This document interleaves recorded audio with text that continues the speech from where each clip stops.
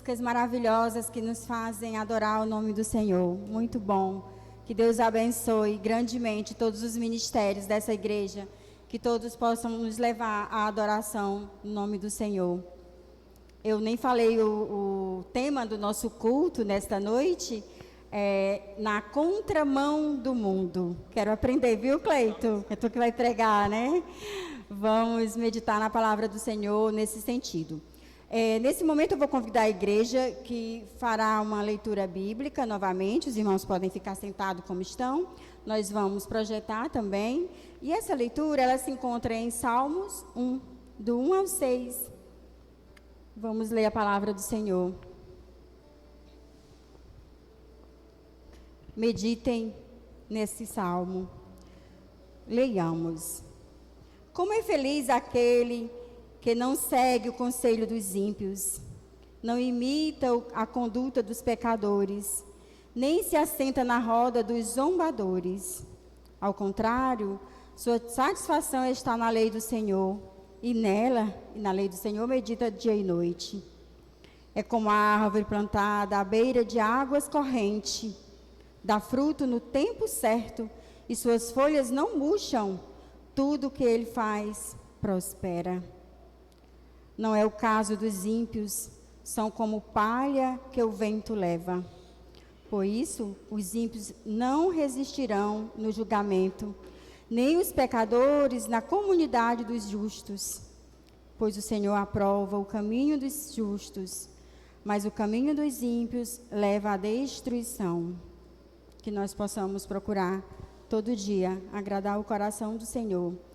Nesse momento, eu vou convidar a igreja a adorar o Senhor com dízimo e oferta, para que nós possamos estar colaborando com esse reino, com a palavra do Senhor, com todos os projetos dessa igreja, que nós possamos adorar. O dízimo e oferta também é uma adoração. Vamos adorar o Senhor com o nosso dízimo e oferta. Eu queria ter mais que uma voz, mais que um amor, mais que uma vida pra te oferecer, pois tu és muito mais que eu possa ter em meu ser.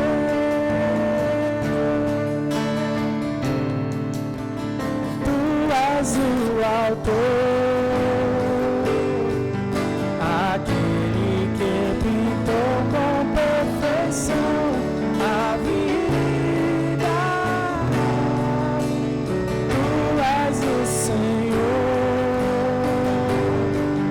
aquele que me amou e és o meu Deus, meu Senhor.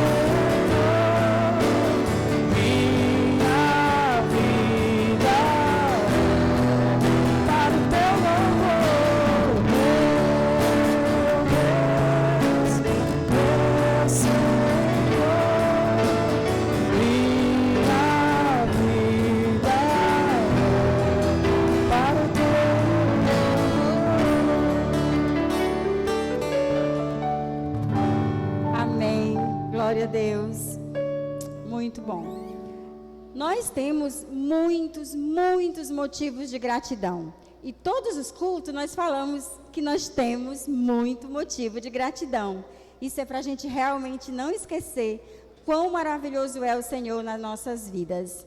E nós, cada um de nós, temos uma gratidão particular. E eu vou convidar você a pensar nesse motivo de gratidão. Pense no fundo do seu coração, curve a sua cabeça, pense no quão maravilhoso o Senhor tem sido para a sua vida, para a sua casa, para todos nós. Que privilégio maravilhoso termos a presença dEle nas nossas vidas.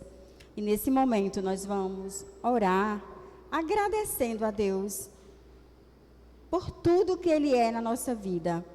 Faça a sua oração de gratidão particular. Logo em seguida, o Éder vai quebrar esse momento de silêncio e vai orar juntamente conosco.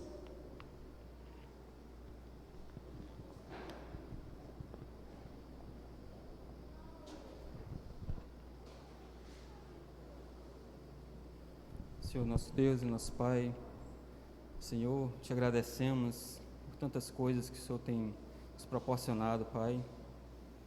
Nós somos muito gratos. Nosso coração transborda de alegria, Senhor, por essa gratidão que nós temos, Senhor, e que nós devemos ter, Pai amado, pela vida, pela oportunidade de estarmos aqui, pela nossa família, pela saúde. Senhor, muito obrigado por tudo isso, Pai, e fica conosco no decorrer dos nossos dias. Em nome de Jesus. Amém. Amém. Louvado seja o Senhor. Vou convidar as meninas para a mensagem musical e vou pedir que você medite na letra dessa canção. Louvemos ao Senhor.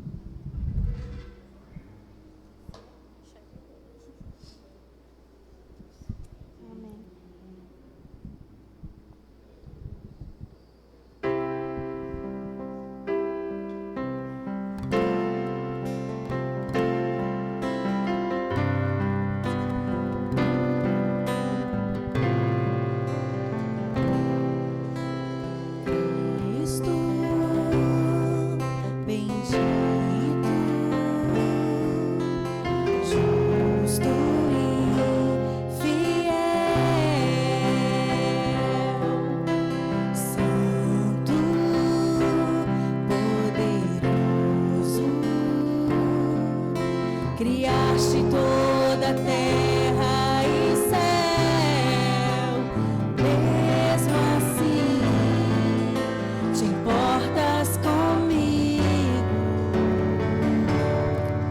e procuras em mim um amigo. Foste ferido em meu lugar, fraco tua morte e vida me dá. Tua majestade eu quero adorar, e com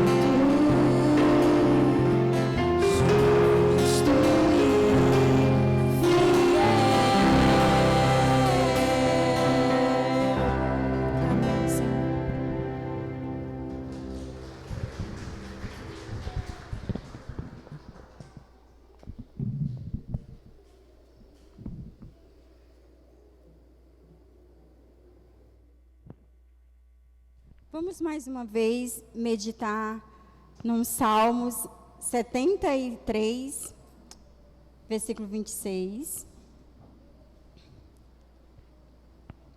Leiamos a palavra do Senhor. O meu corpo e o meu coração poderão fraquejar, mas Deus é a força do meu coração, é a minha herança para sempre.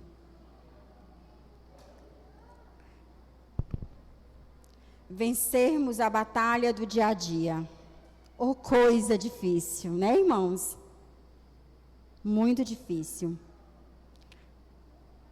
Com o Senhor é possível, sem Ele é impossível. E nesse momento eu vou convidar você a fazer essa oração, pedir ao Senhor misericórdia, que esteja conosco, para que nós possamos vencer a batalha do dia a dia, as nossas batalhas. É assim que nós vivemos na contramão do mundo. Vamos orar? Curve a sua cabeça, fale com o Senhor nesta noite. Oremos. Paizinho amado, ó Deus, neste momento, Senhor, estamos na Tua presença, Te adorando, Te buscando, nos rendendo aos Teus pés, porque, Senhor, sem Ti nada somos, meu Pai. Queremos Te pedir, ó Deus, a Tua misericórdia, que o Senhor nos ajude a vencermos dia após dia as nossas lutas interiores. Ó Jesus amado, fica conosco, nos capacita a cada dia querer ficar mais próximo de Ti, aparecer contigo, Senhor. Tem misericórdia de cada um de nós, das nossas fraquezas. O Senhor conhece os nossos corações e sabe das nossas necessidades, sabe onde somos mais fracos, que nós possamos reconhecer que sem Ti nada somos, que precisamos de Ti, Senhor, todos os dias. Visita, Senhor, cada coração nesta noite. Que nós possamos, Senhor, abençoar todas as pessoas que estejam em nossa volta, meu Pai. Que nós possamos ser luz onde passamos. Ó Deus, nos ajuda, nos capacita, Pai, a ser parecido contigo. Em nome de Jesus, eu te peço e te agradeço, porque o Senhor tem sempre cuidado de cada um de nós. Muito obrigada pela Tua presença nas nossas vidas. Obrigada por esse desejo de Te buscar e querer vencer todos os dias, em nome de Jesus. Amém. Vou convidar nossas crianças para o culto infantil. Onde estão nossas crianças?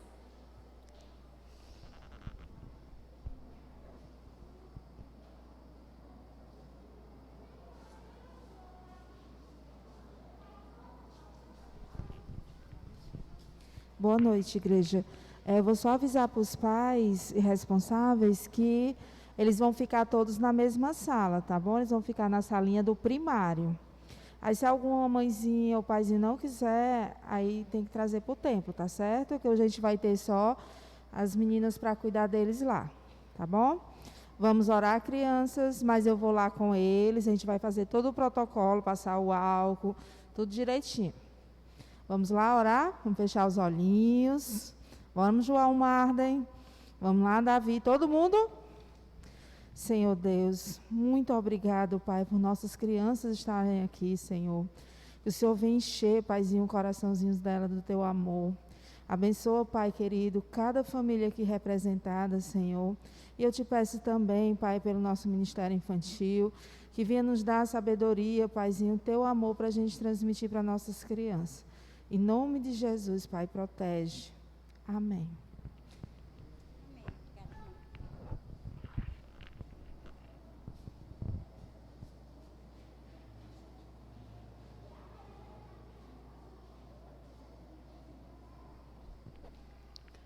Nós louvamos ao Senhor, falamos com Ele, meditamos nas letras das canções, oramos.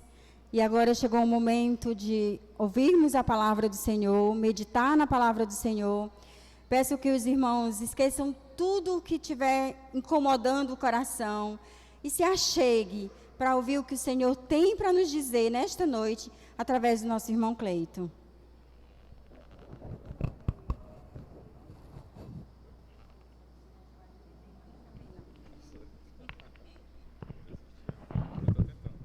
vou dizer que os irmãos ficaram curiosos. Eu fiquei chamando ele de neném aqui.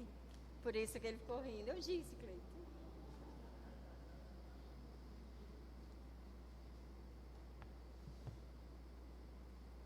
Saúde os irmãos com a graça e a paz do Senhor, amém? Rapaz, eu não sei mexer em pedestal, então...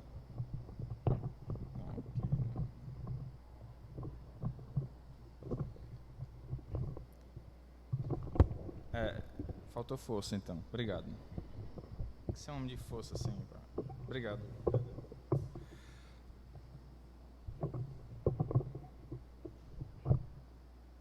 Saúde os irmãos com a graça e a paz do Senhor, amém? Queria convidar os irmãos a abrirem suas Bíblias no livro de Romanos, capítulo 1.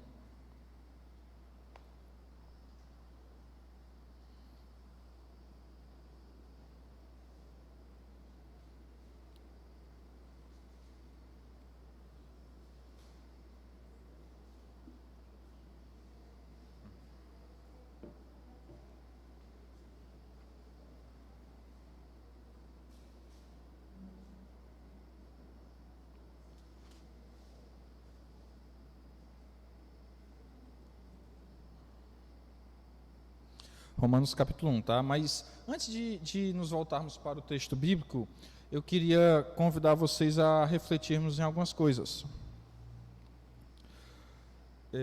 Nós vivemos o século 21, ano 2021, né? Virou já, 2020 passou, né? Graças a Deus. E chegamos a 2021, com talvez os mesmos problemas, mas a gente já vê que Deus tem trabalhado, né? A gente já vem mais... com mais esperança.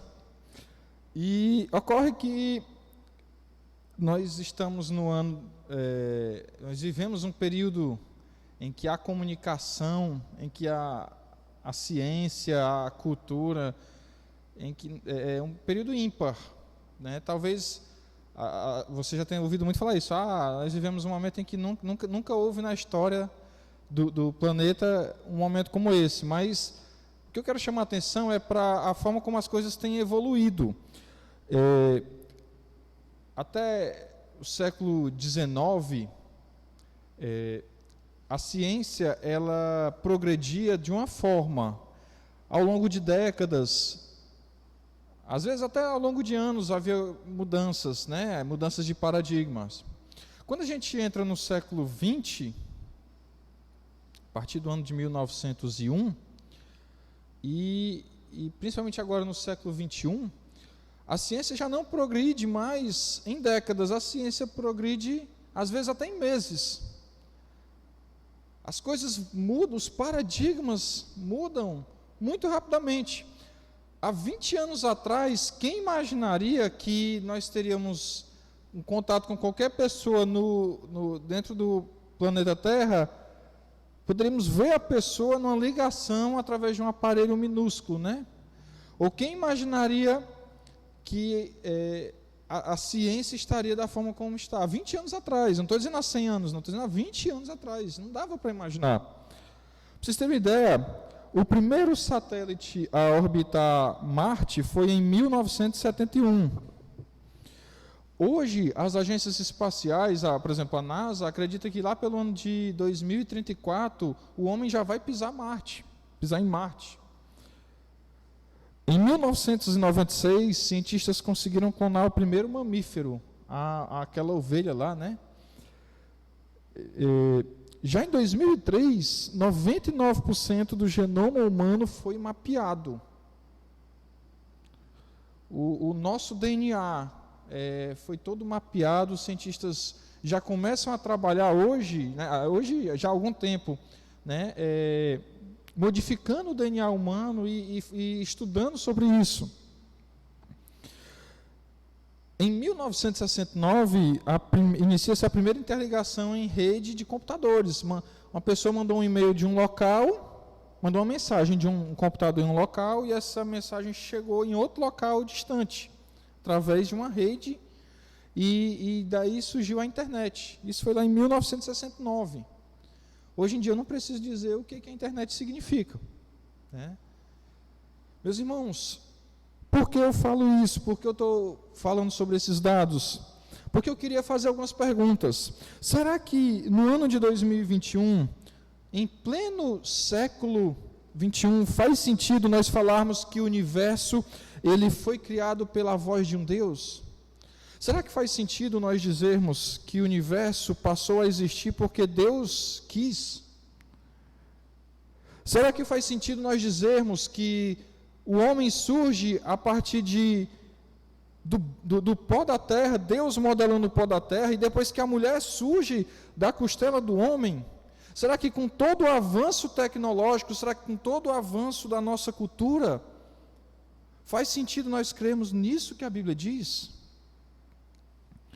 Será que faz sentido ainda nós falarmos que, nós estamos nesse mês de janeiro, aqui na nossa igreja, nós temos falado sobre a família.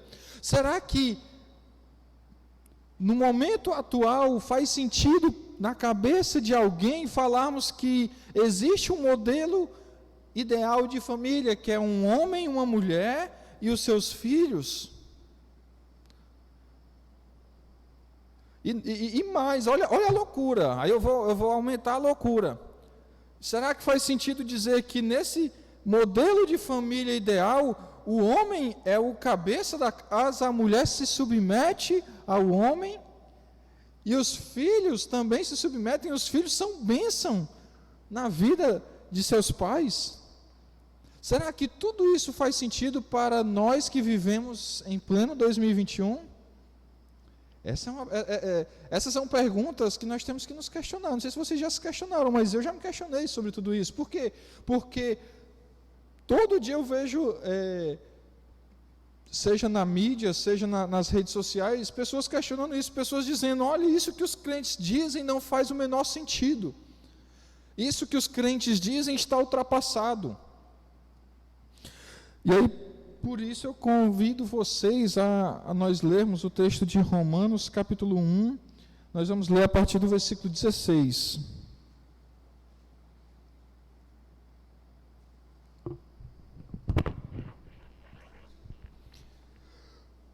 Pois não me envergonho do Evangelho, porque é o poder de Deus para a salvação de todo aquele que crê, primeiro do judeu e também do grego, visto que a justiça de Deus se revela no Evangelho de fé em fé, como está escrito: o justo viverá por fé.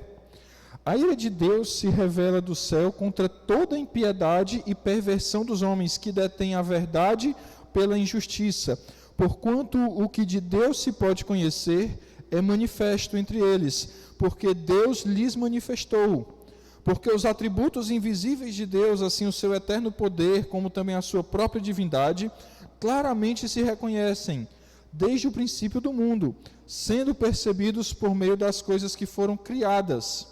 Tais homens são, por isso, indesculpáveis, porquanto, tendo conhecimento de Deus, não o glorificaram como Deus, nem lhe deram graças, antes se tornaram nulos em seus próprios raciocínios, obscurecendo-lhes o coração insensato, inculcando-se por sábios, tornaram-se loucos, e mudaram a glória do Deus incorruptível em semelhança da imagem de homem corruptível, bem como de aves, quadrúpedes e répteis. Queria convidar os irmãos a orarmos mais uma vez.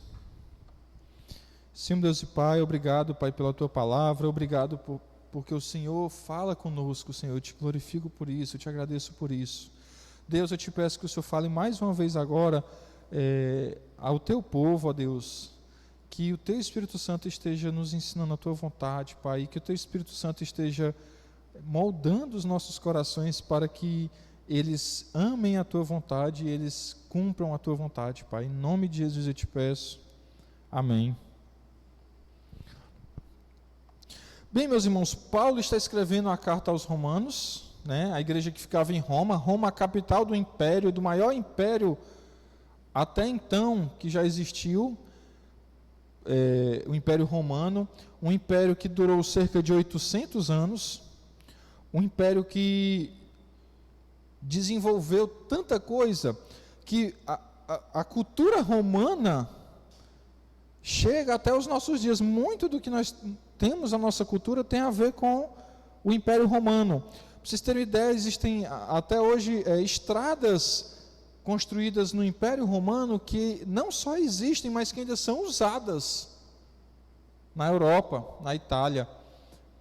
Então, Paulo está escrevendo a uma igreja que fica na capital do Império, uma cidade extremamente grande e desenvolvida, a cidade de Roma, uma cidade cercada de cultura, cheia de sábios, cheia de grandes pensadores, uma cidade que havia muitos políticos, muitas pessoas poderosas.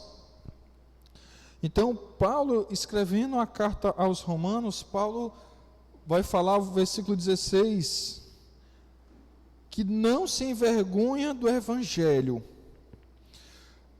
E eu queria começar perguntando para vocês se vocês sabem o que é o Evangelho.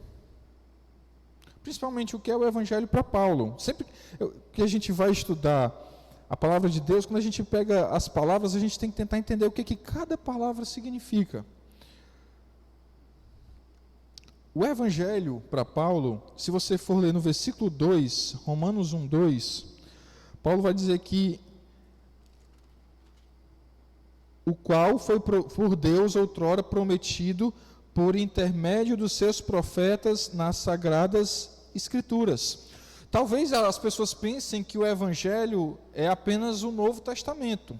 Deixa eu lhe dizer uma coisa, não, para Paulo, no versículo 2, Paulo explica que o Evangelho é aquilo que foi prometido por Deus, né, e que já estava na voz dos profetas que profetizaram no Antigo Testamento e que estão descritos nas Escrituras Sagradas, no Antigo Testamento.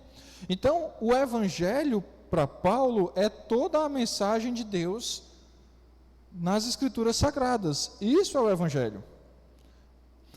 Hoje em dia, principalmente as pessoas que querem questionar a nossa fé, elas tentam separar o Novo e o Antigo Testamento para dizer, olha, o Novo Testamento é até legalzinho, o discurso de Jesus é até um discurso bonito, mas o Antigo Testamento não faz nenhum sentido. Então, muita gente quer tirar o Antigo Testamento de cena, tirar a importância do Antigo Testamento para deixar apenas o Novo Testamento, para dizer que apenas a fé propagada no Novo Testamento é uma fé aceitável. Ocorre que é uma fé só. O Antigo Testamento e o Novo Testamento são um livro só. Um livro escrito por Deus para nós. É uma mensagem só. Se você não entende isso, é porque você não estudou direito ainda o Antigo Testamento, ou o Novo Testamento, ou os dois. Então, o Evangelho que Paulo está se referindo aqui é a mensagem de Deus nas Escrituras. E aí ele diz que não se envergonha do Evangelho. Mas a pergunta é, por que alguém se envergonharia do Evangelho? Ou por que alguém se envergonharia da mensagem das Escrituras Sagradas?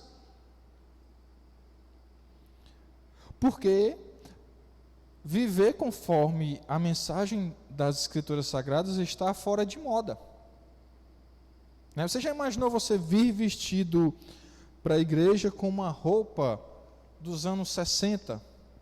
Ou uma roupa que claramente está totalmente fora de moda? As pessoas vão olhar e vão dizer, cara, tu tá esquisito, né? Eu particularmente assim, eu não sou muito extravagante nas minhas vestimentas, e eu tenho muita vergonha de fazer alguma coisa assim diferente, de chegar num lugar e dizer, vixe, o Cleiton tá esquisito. Eu sou muito... quando eu vou comprar roupa, eu sempre olho assim, uma roupa que não chame a atenção, que ninguém vai ficar, né? Então, viver conforme as Sagradas Escrituras ou crer nas Sagradas Escrituras está fora de moda. Está fora de moda desde quando? Desde que Adão e Eva comeram o fruto lá, desde que eles pecaram, né? Desde que o pecado entrou no mundo, o homem se dedicou ao pecado e ficou fora de moda seguir a vontade de Deus. Então Paulo ele diz, porque não me envergonho do Evangelho. O Evangelho é uma mensagem fora de moda para quem não crê nele. O Evangelho, para quem está fora do cristianismo, é algo ultrapassado, é algo sem sentido e é algo até ofensivo. Muita gente se ofende com a mensagem do Evangelho, muita gente se ofende com a mensagem das Escrituras. E aí Paulo vai dizer, porque não me envergonho do Evangelho, porque é o poder de Deus para a salvação de todo aquele que crê. O Evangelho, ele é poder de Deus para a salvação para aquele que crê. Para aquele que não crê, ele é vergonha, ele é ofensa, ele é algo desprezível. É importante nós entendermos isso, meus irmãos. É importante nós entendermos que aquilo que nós cremos necessariamente tem que ser ofensivo ao mundo, tem que ser algo que o mundo não concorda. Porque senão, não é o Evangelho de Deus. Porque o Evangelho de Deus, ele é ofensa. A razão do mundo, a inteligência, a sabedoria do mundo.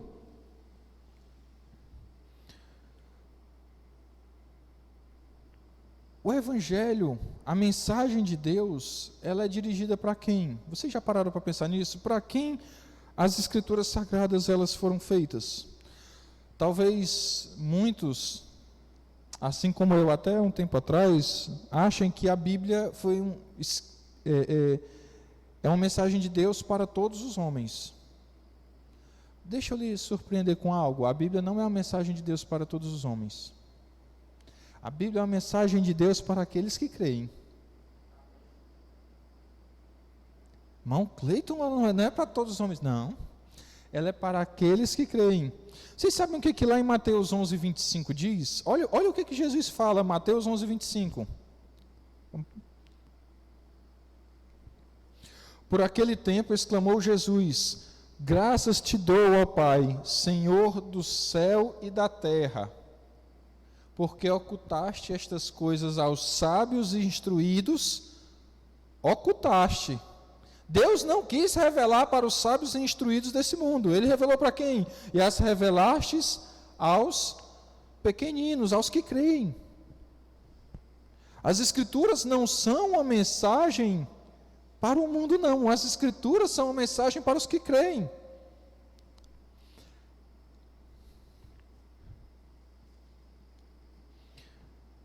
Deus não somente endereça as suas palavras de verdade àqueles que são capazes de recebê-las. Ele, na verdade, oculta o seu significado para aqueles que não o são. Eu li essa frase em um livro e isso me chocou bastante. Porque Deus, o que o autor do livro está querendo dizer? É que a mensagem do Evangelho não somente é para os que creem, como Deus esconde essa mensagem dos que não creem. Jesus falava em parábolas e ele dizia: olha, eu falo em parábolas para que eles ouçam e não entendam, porque eles não creem. Então Paulo não se envergonha do Evangelho, porque o Evangelho é poder de Deus para a salvação de todo aquele que crê. Aquele que não crê, o Evangelho não é poder de Deus. Aquele que não crê, o Evangelho é escândalo. Amém? Romanos 1,17. Visto que a justiça de Deus se revela no Evangelho de fé em fé, como está escrito, o justo viverá por fé. O que é a justiça de Deus? Quando nós escutamos a palavra justiça, a primeira coisa que nos vem à mente é Deus castigando os pecados. Mas deixa eu dizer uma coisa, tanto no Antigo Testamento como no Novo Testamento, e principalmente em Paulo, a justiça de Deus é um conceito amplo, que abrange tanto o ato da concessão desse dom. Deus, ele justifica. Deus, ele olha para aquele que crê. Eu vou pegar aqui o Márcio como exemplo. Deus olha para o Márcio se arrepende de seus pecados, é transformado pelo poder do Espírito Santo. Então Deus olha para o Márcio e Deus o justifica, Deus o torna justo. Então, a justiça de Deus revelada no Evangelho, ela é um ato de Deus em justificar o homem, mas também, tanto no Antigo Testamento como no Novo Testamento, se refere à condição daqueles que recebem o dom. Deus justifica o Márcio e o Márcio passa a ter uma vida justa. O Márcio passa a ter uma vida de santidade. Vocês entendem isso? O Evangelho é o poder de Deus para a salvação daquele que crê. E aí aquele que crê, ele é justificado, e essa justificação faz o quê? Faz com que ele passe a ter uma vida justa, passe a ter uma vida em santidade, uma vida que honra a vontade de Deus.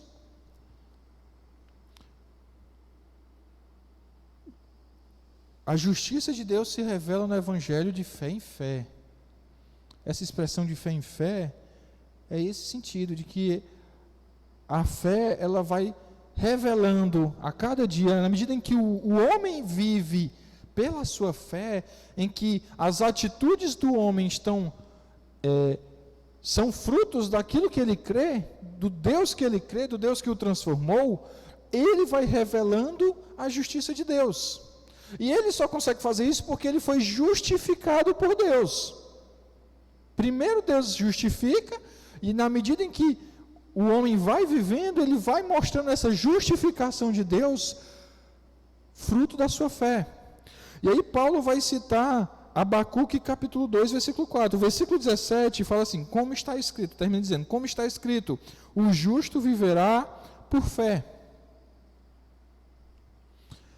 Sabe o que diz em Abacuque 2,4? Quero que vocês escutem.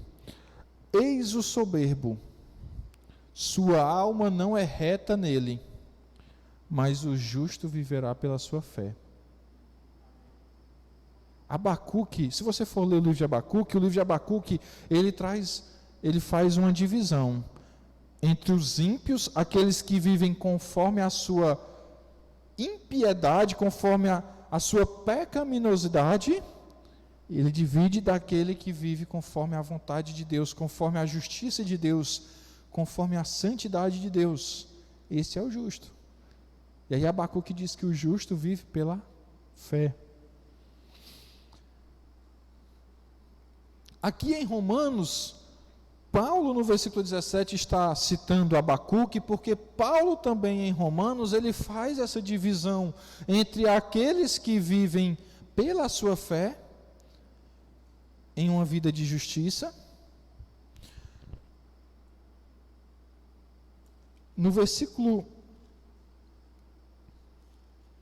8 de Romanos 1, Paulo fala o seguinte: primeiramente dou graças a meu Deus, mediante Jesus Cristo, no tocante a todos vós, porque em todo o mundo é proclamada a vossa fé.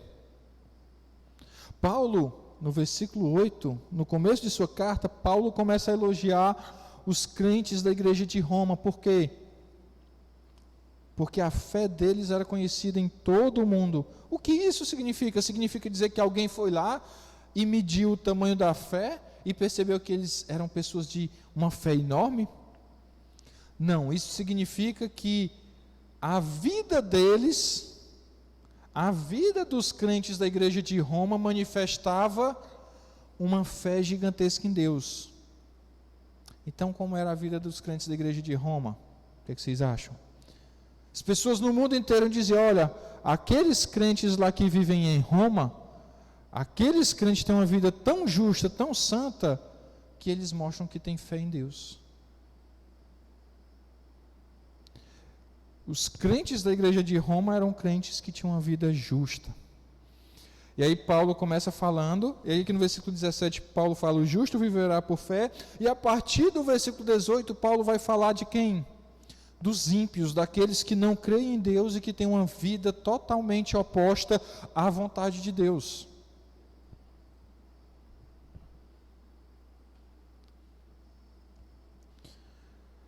Então a vida daquele que crê em Deus é uma vida guiada pelo Espírito Santo de Deus, é uma vida guiada conforme a vontade de Deus.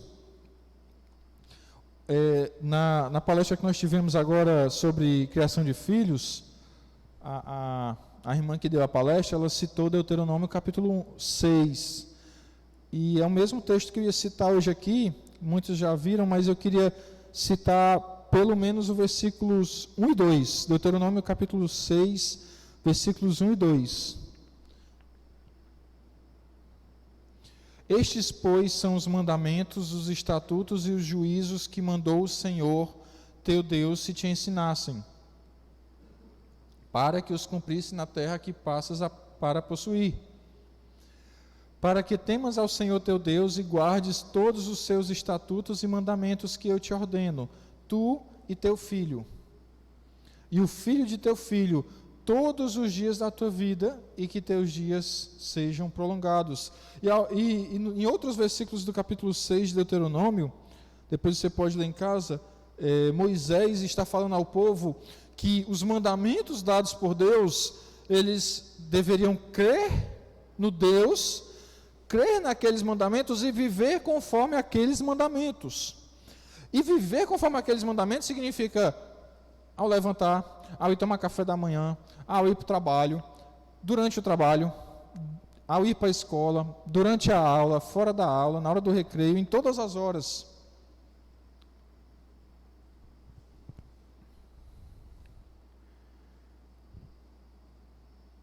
Meus irmãos, essa divisão que nós temos muitas vezes entre o que nós cremos e o que nós vivemos. Não, eu sou um crente, eu creio assim, assim, assim. Dentro da minha cabeça, a minha fé é uma fé igual a dos outros crentes, mas a minha vida é uma vida igual a dos que não são crentes. Essa divisão não existe na Bíblia, não existe nas Escrituras, não faz sentido nenhuma. Crer em Deus, crer no Evangelho, ser justificado, faz com que o homem tenha uma vida justa, tenha uma vida de santidade. E aqui no texto de Romanos que nós estamos estudando, Paulo vai falar claramente sobre isso, e é importante nós atentarmos para isso. É importante nós entendermos essa consequência necessária da nossa fé. Se nós realmente cremos no Evangelho, nós viveremos conforme o Evangelho. Romanos 1,18. A ira de Deus se revela do céu contra toda impiedade e perversão dos homens, que detêm a verdade pela injustiça. A ira de Deus se revela. No versículo 17, Paulo fala que a justiça de Deus se revela no Evangelho. E aqui no versículo 18, Paulo vai falar que a ira de Deus se revela. A palavra revelar, aí, se revela, tanto no versículo 17 como no versículo 18, no grego, é a mesma palavra, que tem a ver com Apocalipse. Que Apocalipse significa revelação. É algo que não se vê e Deus chega e mostra, diz assim, está aqui, eu estou lhe revelando, estou lhe mostrando algo. Então, a justiça de Deus se revela no Evangelho, no versículo 17, e agora aqui no versículo 18, a ira de Deus se revela do céu contra toda impiedade e perversão dos homens que detêm a verdade pela injustiça. Ou seja, esse detém a verdade pela injustiça significa que a verdade de Deus, ela é combatida pela injustiça. Vocês sabem por que os homens não creem no Evangelho? Porque os seus pecados vão contra o Evangelho, e eles sabem disso, então eles não podem crer naquilo que vai contra os seus pecados. É isso que Paulo está dizendo aqui. Os homens que detêm a verdade pela injustiça. Esse deter aí é no sentido de ir contra. Vem a verdade do Evangelho, os homens chegam com seus pecados, chegam com sua injustiça. Quando o mundo crê em coisas diferentes daquilo que a gente crê, não é apenas uma questão intelectual, é uma questão de pecado. Quando o mundo crê em algo que vai contra as Escrituras, não é apenas porque o mundo pensou melhor, não é porque as Escrituras foram dadas por Deus há 2, 3 mil anos atrás, para homens humildes, e hoje os grandes pensadores conseguiram chegar a uma coisa melhor. Não, os homens se opõem à fé das Escrituras porque ela vai contra os seus pecados. É isso que Paulo está dizendo aqui.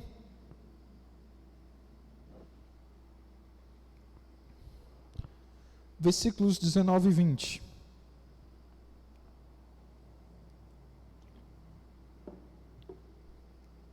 Porquanto o que de Deus se pode conhecer é manifesto entre eles, porque Deus lhes manifestou, porque os atributos invisíveis de Deus, assim o seu eterno poder, como também a sua própria divindade, claramente se reconhecem desde o princípio do mundo, sendo percebidos por meio das coisas que foram criadas. Tais homens são, por isso, indesculpáveis. Paulo está dizendo que a natureza revela que existe um Deus. Amém? Dá para perceber isso claramente? Dá, não dá? Paulo está dizendo, olha, a natureza revela que existe um Deus. Paulo não está dizendo que a natureza revela Jesus Cristo como Salvador do mundo, não. Não. Essa é uma revelação, nós chamamos de revelação especial. Mas existe uma revelação geral, que qualquer homem que olha para os céus, que olha para as estrelas no firmamento, tem que pensar, rapaz, não fui eu, não foi meu pai, não foi meu avô que fez isso, foi alguém. Paulo está dizendo que os homens não podem ter uma desculpa, eu não sabia que Deus não existia.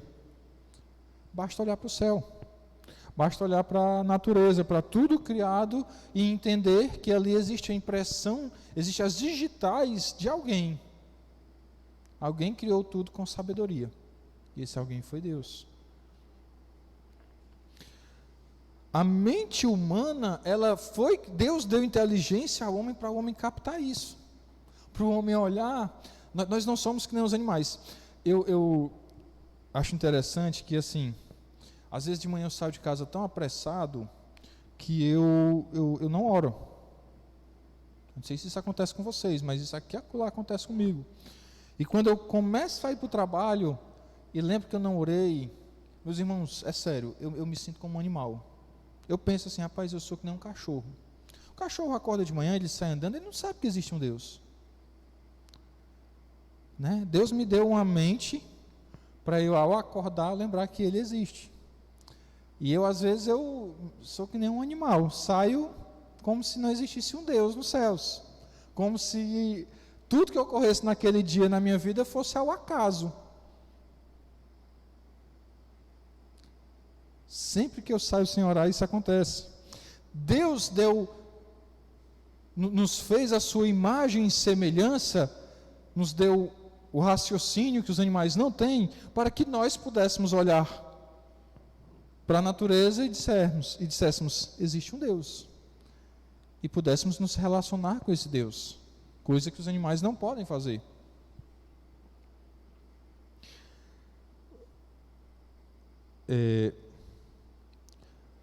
Tem um vídeo do Ariano Suassuna que eu acho muito interessante, depois você pode procurar no YouTube.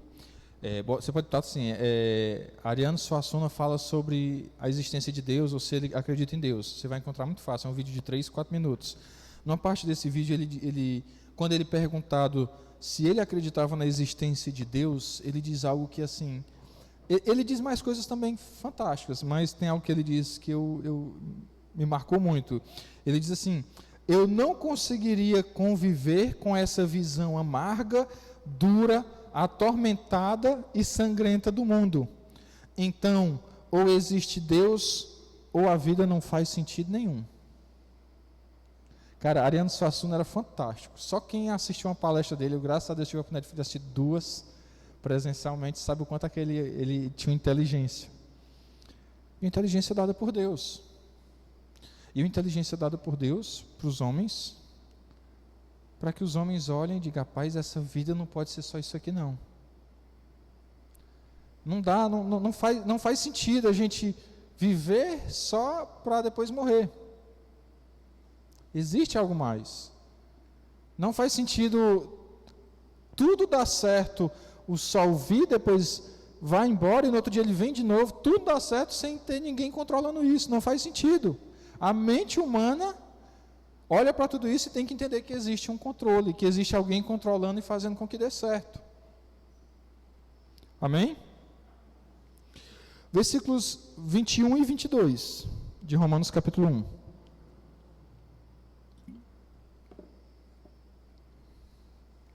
Porquanto, tendo conhecimento de Deus, não o glorificaram como Deus, nem lhe deram graças. Antes se tornaram nulos em seus próprios raciocínios, obscurecendo-lhes o coração insensato, inculcando-se por sábios, tornaram-se loucos. Ao negarem a glória do Criador, do Deus Todo-Poderoso, os homens dão uma prova de que suas mentes estão corrompidas.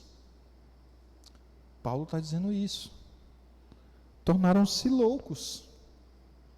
Os homens, ao negarem a glória devida a Deus, eles estão demonstrando um mais alto grau de loucura. Eles estão vivendo no mundo sem Deus. Isso é loucura, meus irmãos. É o que o Mariano Sassuna falou. Que vida é essa? Não dá para viver sem pensar que existe um Deus. Nós temos vivido o período de pandemia, e de tanto ouvir falar, a gente acaba, por exemplo, se alguém chegasse aqui dizendo que está com febre, está tossindo muito, com falta de ar, e sem perceber o cheiro das coisas, já faz alguns dias, vocês iam suspeitar que isso era o quê? Covid, né? Dá todos os sintomas, né? Bate mais ou menos com os sintomas, né? A gente, com pouco tempo, a gente já aprendeu, assim, mais ou menos quais são os sintomas, né? E aí a gente vai dizer para a pessoa, cara, vai no médico logo. Vai te consultar, vai fazer um exame, né? Quando a gente escuta as pessoas do mundo falando que Deus não existe, qual o diagnóstico que nós damos? Aí aqui entra um certo puxão de orelha. Às vezes tem crentes que acham bonito. Não, ele é ateu, mas ele é um ateu porque ele pensou muito e porque ele é um cara que conhece muito de filosofia e conhece muito de ciência e por tanto conhecer, ele virou ateu. Não, meu irmão, ele virou ateu. O diagnóstico de Paulo é simples, ele enlouqueceu. A mente dele não funciona direito. O raciocínio dele está... As catracas dentro da cabeça dele não estão batendo. Algum dente ali está quebrado. Esse é o diagnóstico de Paulo.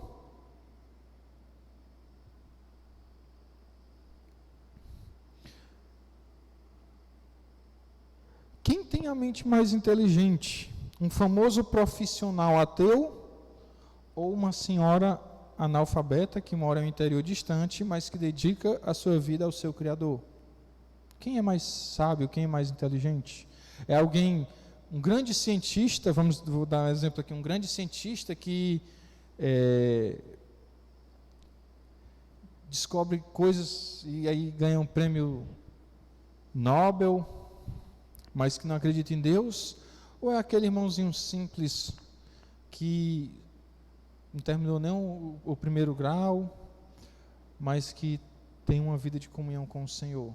Quem é, para nós, quem é mais inteligente, quem é mais sábio? Essa é uma pergunta que nós devemos nos fazer, porque muitas vezes, nós aqui dentro da igreja, nós até dizemos, não, é o irmãozinho, mas quando nós estamos lá fora no mundo, nós temos a tendência de tratar pessoas que não creem em Deus como se elas fossem também pessoas sábias. E esse é um erro. Se você faz isso, se você acha que alguém que está distante de Deus, que não acredita em Deus, que não glorifica a Deus, é alguém que tem uma mente sã, uma mente equilibrada, há algum problema com você.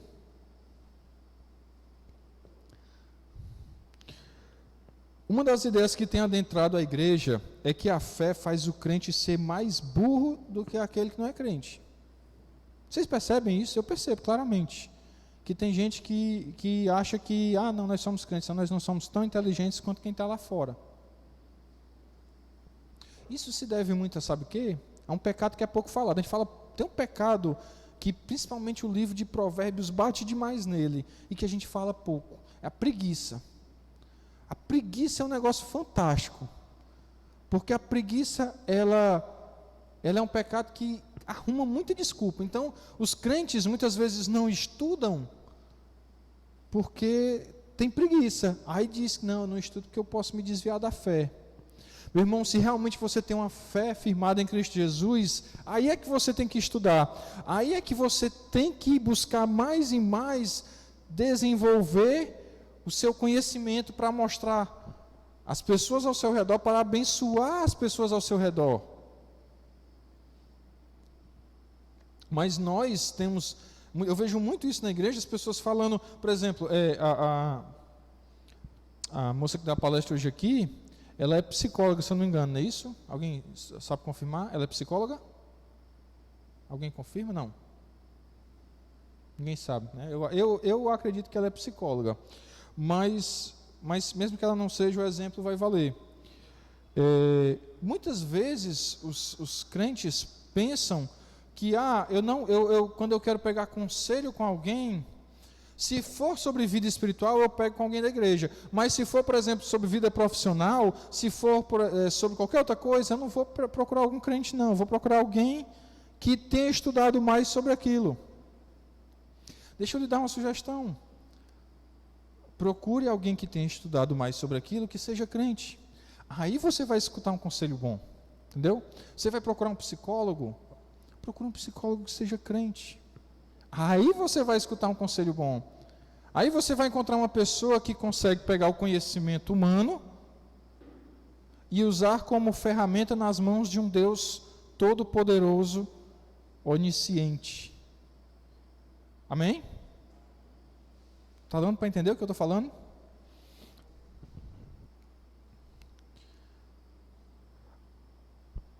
Meus irmãos, o diagnóstico de que a mente que não crê em Deus, que não glorifica a Deus, é uma mente doente, tem que estar guardado em nossos corações, nas nossas vidas. Essa semana eu tive uma conversa com um amigo, que fazia muito tempo que eu não conversava com ele. Ele trabalha em uma grande empresa e ele havia ascendido de cargo e tinha chegado a um cargo executivo dentro dessa empresa, ganhava muito bem e tinha de morar em outro local, em outro estado. A última vez que eu tinha conversado com ele, estava tudo bem e ele tinha tido conversa muito rápida. E essa semana eu falei com ele de novo, do nada, às vezes eu sou assim, eu gosto muito de do nada falar com alguém. Eu disse, rapaz, eu vou ligar para fulano. Aí eu ligo, eu sempre gostei muito de ligar para as pessoas. Aí eu comecei a falar com ele. Aí eu disse, e aí cara, tudo bem? Tá onde? Ele disse, estou aqui em Fortaleza. Eu disse, tá, tu voltou para Fortaleza? Ele disse, voltei. Eu disse, cara, como foi isso? O que aconteceu? Ele é crente, tá? Aí ele disse, Cleiton, eu estava lá morando na outra cidade, uma cidade muito boa, com uma estrutura excelente, termos de segurança bem melhor do que aqui em Fortaleza, eu estava adorando. Mas minha esposa e eu decidimos ter filho. E o trabalho, o meu cargo na empresa estava fazendo com que eu trabalhasse 10 horas por dia. E trabalhasse aos sábados e aos domingos também. E eu disse, não, isso aqui não dá para mim. Não dá para eu ter filho assim. Eu quero voltar para perto da minha família e quero trabalhar menos.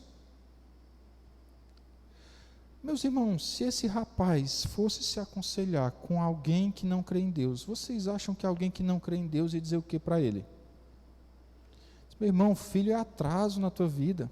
A pessoa ia dizer assim, cara, filho é atraso. Tu está profissionalmente bem, tu está ganhando muito dinheiro, está morando num lugar que tu está adorando. Fica aí, deixa esse negócio de família de lado. Não é isso não é esse tipo de conselho que alguém que não conhece a Deus dá? Às vezes até quem acha que conhece a Deus dá esse mesmo conselho, né? Quando esse rapaz me disse isso, eu disse, cara, eu estou muito feliz por você. Diz para ele, cara, eu fiquei muito feliz por você ter tomado essa decisão, cara, isso vai ser uma bênção muito grande na tua vida. Não tenha dúvida disso. Você tomou a decisão correta.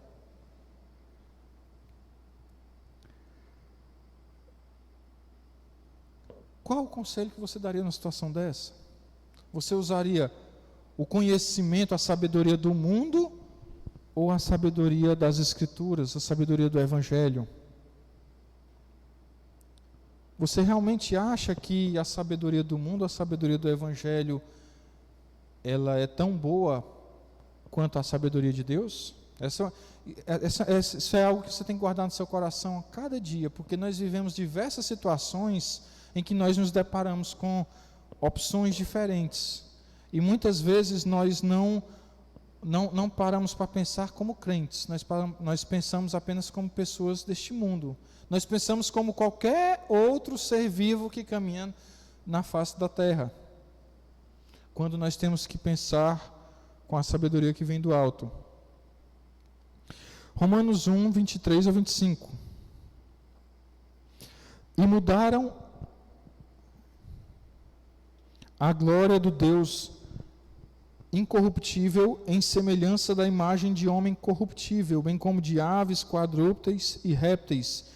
Por isso Deus entregou tais homens à imundícia, pelas concupiscências de seu próprio coração, para desonrarem o seu corpo entre si, pois eles mudaram a verdade de Deus em mentira, adorando e servindo a criatura em lugar do Criador, o qual é bendito eternamente. Amém. Quando olhamos para esses versículos, ele falando sobre adorar animais ou adorar outros homens, talvez a gente pense que isso é uma realidade distante nossa. Talvez nós pensamos até aqui no Ceará, a gente não vê isso. Eu, pelo menos, não costumo ver pessoas adorando, né, animais ou adorando outras pessoas. Mas quando nós nos concentramos aqui no finalzinho do versículo 25, que fala assim: adorando e servindo a criatura em lugar do Criador, aí tem que acender uma luzinha. Aí nós temos que parar para perceber que essa é uma realidade próxima de nós, é uma realidade que nos cerca. Será que nós vivemos realmente para a glória de Deus, ou será que nós decidimos servir a criatura? Na palestra de hoje mais cedo, a irmã que deu a palestra, ela falou sobre criação de filhos, e ela falou que os filhos adoram alguma coisa. Se nós não ensinarmos eles a adorarem ao Deus verdadeiro, eles vão adorar deuses falsos. Não foi isso que ela falou? Quem estava aqui foi. Deixa eu dizer uma coisa para você. Eu vim hoje à noite aqui dizer a mesma coisa para você. Existe uma frase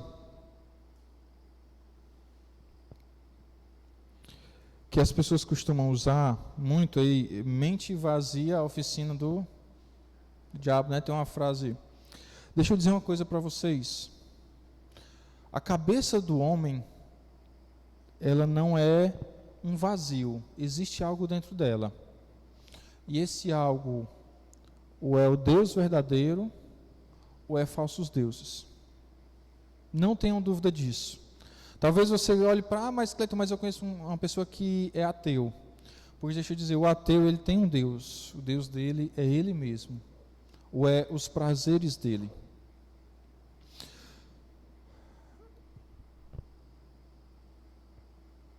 Final do versículo 25 de novo. Adorando e servindo a criatura em lugar do Criador. A quem nós servimos?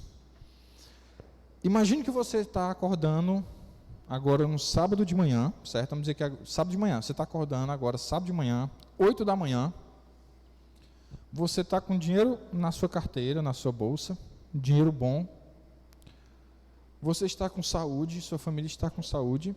E você não planejou nada para o final de semana.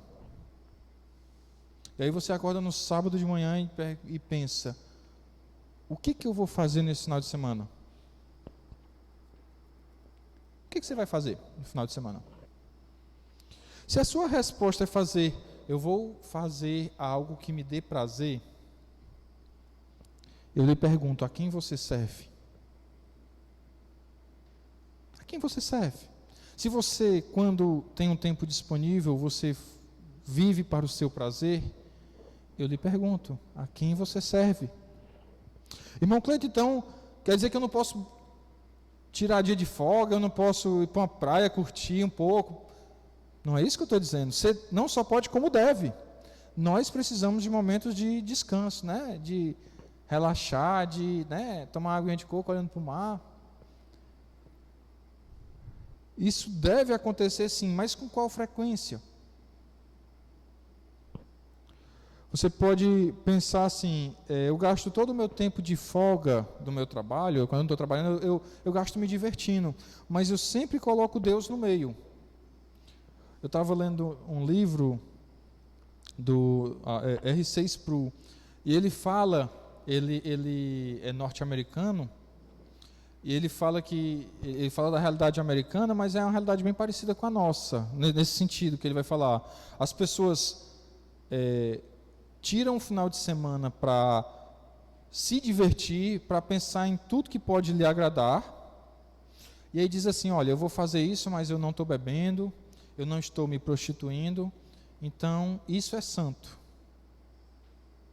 E aí ele fala, nós temos santificado uma busca pelos nossos prazeres.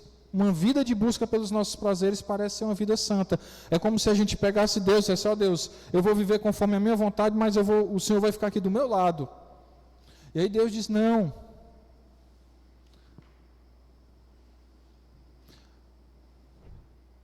Irmão Cleiton, o que isso tem a ver com o que a gente está, com o texto? Às vezes parece que eu estou fugindo do texto, mas é o que Paulo está dizendo aqui.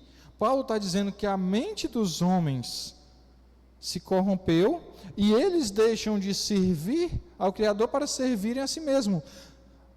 Às vezes a gente não para pensar que as nossas vidas têm sido uma vida em busca de servir a nós mesmos. E se a gente não percebe isso, significa que a nossa mente está corrompida. Significa que a gente não está conseguindo ver a realidade. Qual é a realidade? Que existe um Deus Criador e que nós devemos servi-lo. E que as nossas vidas têm de ser para a honra e glória dEle.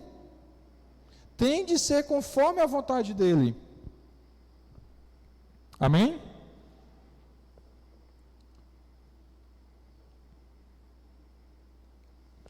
Queria, para encerrarmos, lermos o versículo 32, Romanos 1, 32.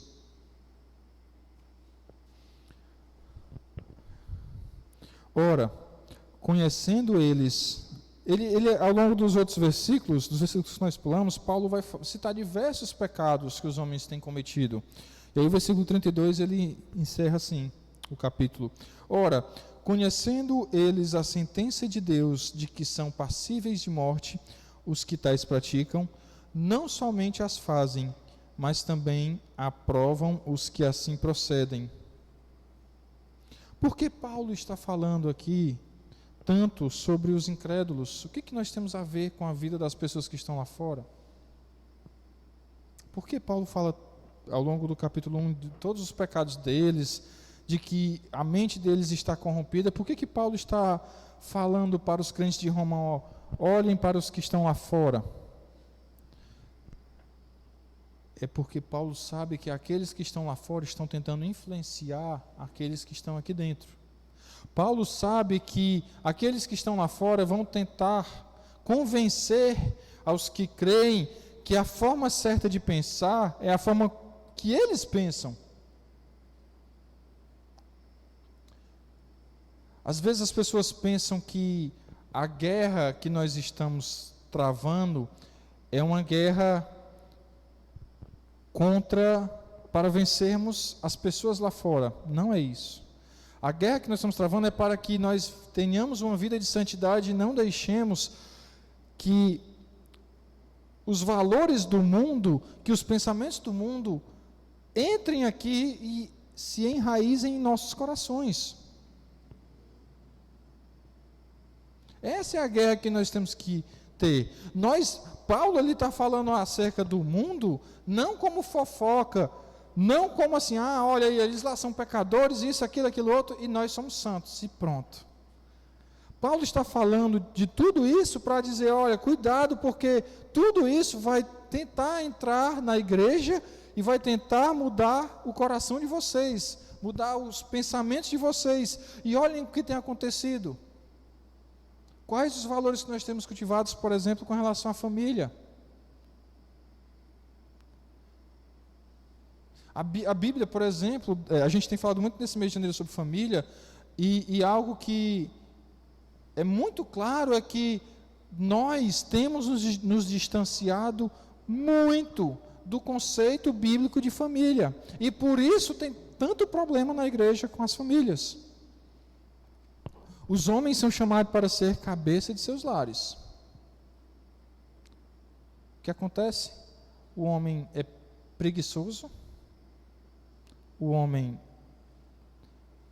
quer curtir os seus prazeres, o seu racha ou o seu passeio, e o homem diz, não vou ser cabeça da família não, mulher que se vire. Aí a mulher, diante de uma situação dessa, o que ela faz? Ela diz, você tem que ser submissa a um caba preguiçoso desse? Não, eu tenho que tomar a frente de tudo, eu que tenho que educar os filhos, porque o homem não... E aí a mulher passa a não aceitar a submissão. Sábado passado, o pastor que esteve aqui falando sobre casamento, ele falou algo interessante, que mostra bem isso que eu estou dizendo. O movimento feminista que tem crescido muito dentro da igreja também, movimento de emancipação da mulher, que a mulher não precisa ser submissa, esse movimento ele não é uma resposta ao homem bíblico, ele é uma resposta ao homem incrédulo. O homem bíblico trata a sua esposa de uma forma tal que ela ama aquele tratamento. Vocês sabiam disso? O homem bíblico trata a esposa como Cristo tratou sua igreja. Tem como a esposa ser mais honrada do que isso? Então, meus irmãos, o mundo tenta passar os seus valores para nós, e nós temos que pensar, nós temos que analisar. Nós nos envergonhamos do Evangelho? Será que não está na hora de nós abandonarmos as verdades das Escrituras para viver conforme o que as pessoas lá de fora têm dito? Ou será que nós devemos continuar vivendo para a honra e glória do nosso Criador, conforme Ele nos ensina uma vida de justiça, de santidade? Amém? Vamos orar, encerrar esse momento? Senhor Deus e Pai, obrigado, Pai, por tudo, obrigado pela Tua palavra, Senhor, obrigado pelo Teu amor, Deus, para conosco, obrigado porque o Senhor se revelou a nós, porque o Senhor chegou até os nossos corações e transformou eles, e o Senhor nos salvou, Pai, e nós não merecíamos, Pai. Eu te glorifico por tudo isso. Deus, eu te peço que o Senhor nos dê um restante de fim de semana na Tua presença, que o Senhor nos dê um restante de noite na Tua presença. Pai, nos leve em paz aos nossos lares, Pai, cuida de nós, Pai, e que as nossas vidas glorifiquem e exaltem o Teu nome. Em nome de Jesus que eu te peço. Amém. Amém. Estamos despedidos, irmãos. Os irmãos orem e depois podem se retirar com calma.